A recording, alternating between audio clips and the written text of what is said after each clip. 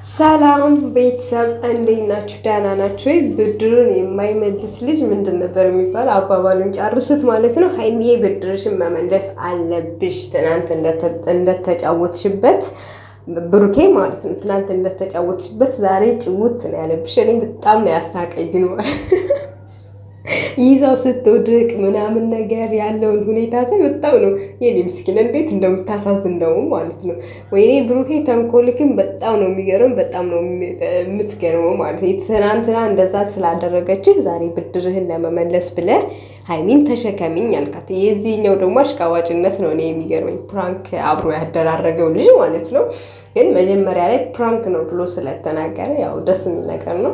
ብዙዎቻቸው አልደነገጣችሁም ብዬ ተስፋ አደርጋለሁ። ምክንያቱም እሷ ትናንትና እብድ ስክር ምናምን ቅውስ ብላ ቅውስ አድርገው ነበረ።